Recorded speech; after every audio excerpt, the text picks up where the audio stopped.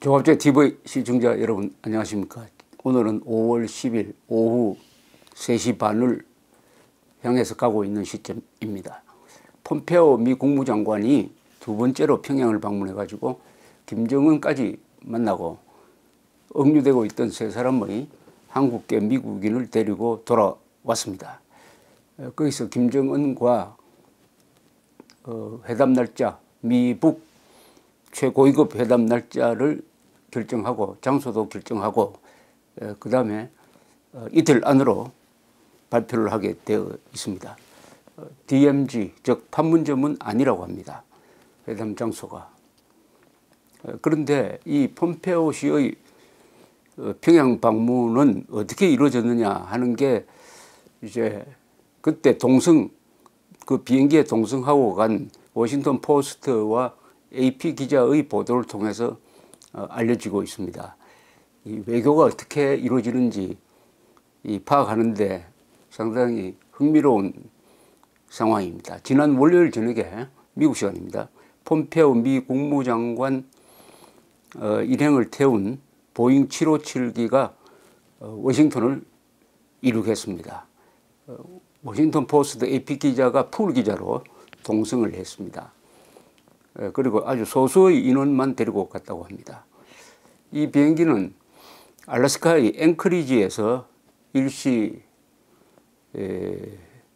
착륙을 해가지고 기름을 공급받고 그 다음에 일본을 갔다가 일본에 있는 미군 기지에서 다시 평양에 도착한 것은 워싱턴을 떠난 24시간 뒤였습니다. 폼페오를 기다리고 있었던 것은 항상 그 창구가 되고 있는 김명철이었습니다. 김명철 지금 천안함 폭침을 지령한 자로서 당시는 총정찰국장이었습니다. 지금은 대남 공작을 지휘하고 있습니다. 이 김명철이가 폼페오를 마중을 해가지고 그 일행을 고려 호텔에 데리고 가서 39층에서 점심을 대접했다고 합니다. 이때 따라간 AP 기자는 2000년에 그러니까 지금으로부터 18년 전에 클린턴 행정부 때 올브라이트 국무장관이 평양을 방문해 가지고 김정일과 만날 때 수행했던 사람인데 18년 만에 처음 가보니까 평양이 상당히 발전했더라 이렇게 느꼈다는 것입니다. 김명철은 폼페오 씨를 대접하는 오찬 인사에서 이렇게 이야기를 했습니다. 우리가 핵 능력을 완성한 것은 당신들의 제재 때문이 아니다. 이제는 우리도 경제 발전에 전력을 다하려고 한다. 미국도 우리의 승리를 기뻐해 주길 바란다. 한반도 평화 정착을 도와달라. 뭐 이런 요지의 인사말을 했습니다. 폼페오는 건배사를 통해서 수십 년간 미국, 북한이 적대 관계를 유지하여 왔는데 이제는 세계에 대한 위협을 제거하고 인민에게 잘 살 수 있는 기회를 주자는 요지의 이야기를 했다고 합니다. 그런데 폼페오 장관은 평양에 갈 때 김정은을 만날지 안 만날지 불확실한 상태에서 갔습니다. 김정은이가 갑자기 만나자고 연락을 해와서 1시간 뒤에 만났다고 합니다. 북한은 항상 그런 식으로 사람을 놀라게 하죠. 이 김정은과 폼페오는 기자들을 부르지 않고 90분 동안 이야기했다고 합니다. 통역이 중간에 끼인 것을 감안하더라도 상당히 심도 있는 이야기를 한 셈입니다. 이 자리에서 김정은이가 억류된 미국인 3명의 석방을 지시를 했습니다. 김정은은 그러니까 세 사람을 슬쩍 보내줄 수도 있는데 그것을 극적 효과를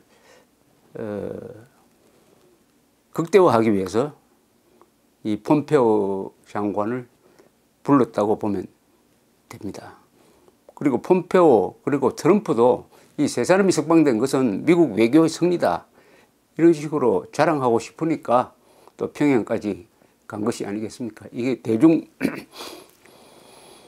사회 그리고 선거에 목을 매는 이런 정치인으로서는 이런 걸 놓칠 리가 없죠.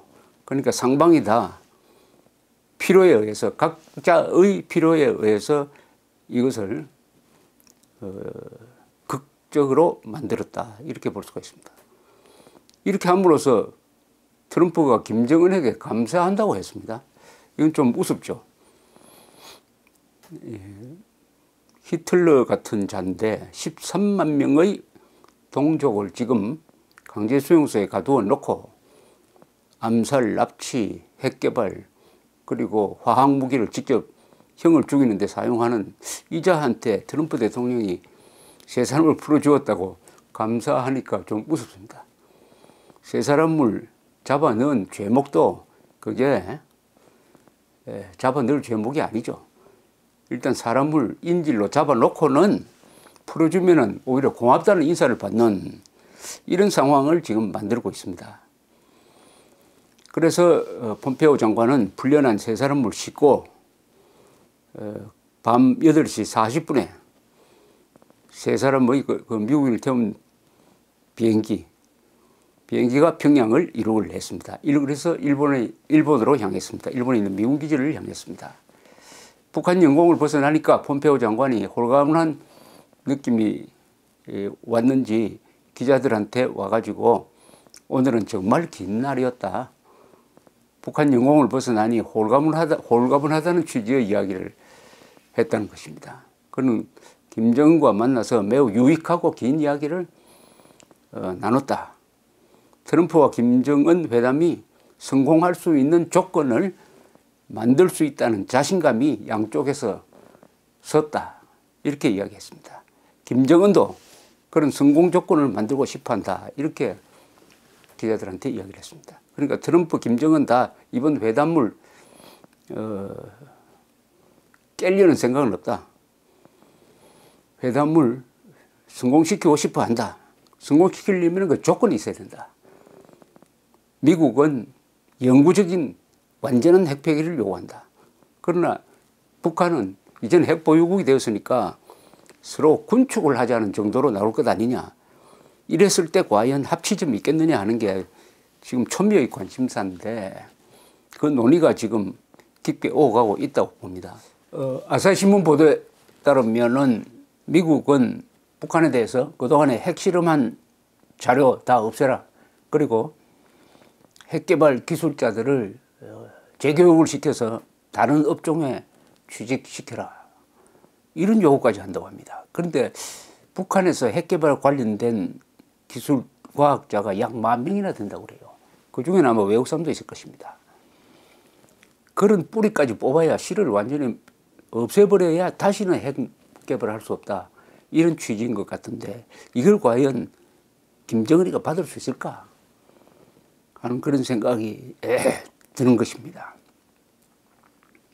어쨌든 밤늦게 일본에 도착한 폼페오 일행은 억류된 세 사람은 의료시설을 갖춘 다른 비행기로 옮겨 타고 이렇게 해서 두 비행기가 앵커리지로 출발해가지고 어제 현지 시간으로 오후 1시 21분에 도착하였습니다. 이 폼페이의 평양 방문 과정을 이렇게 살펴보면은 김정은이가 이런 수를 쓰고 있다는 것을 알 수가 있습니다. 첫째, 김정은은 다가오는 트럼프와의 회담을 깨지 않을 것이다. 경제 발전을 위한 조건의 조성을 위해서도 이 회담은 필수적이다 라고 생각하는 것 같습니다. 그리고 이 회담을 통해서 인권 탄압자다. 인권 탄압자의 정체를 감추려고 합니다.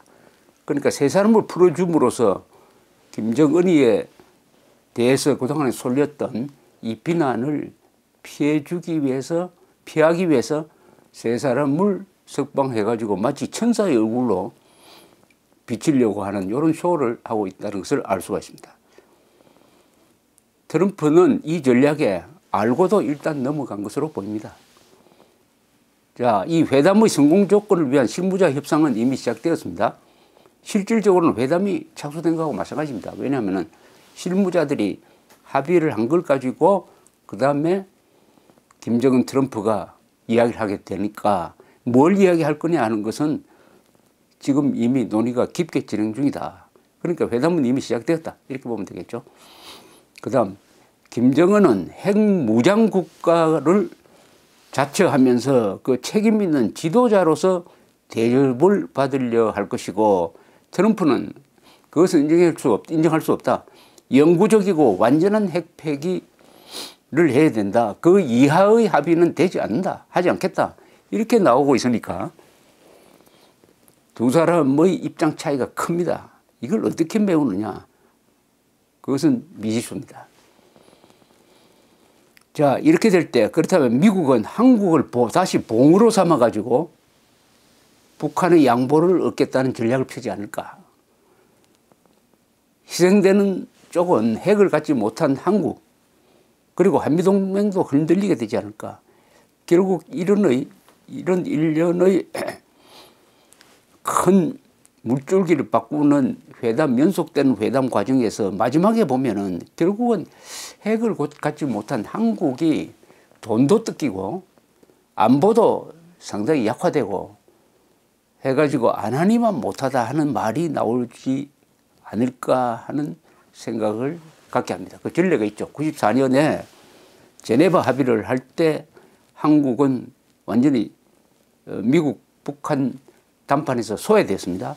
소외된 그 대가가 뭐냐 하면은 북한에 경수로를 지어줄 때 70%는 한국이 부담을 해가지고 부담을 한국 쪽에 지워버렸습니다. 이것의 재판이 되지 않아야 되겠습니다.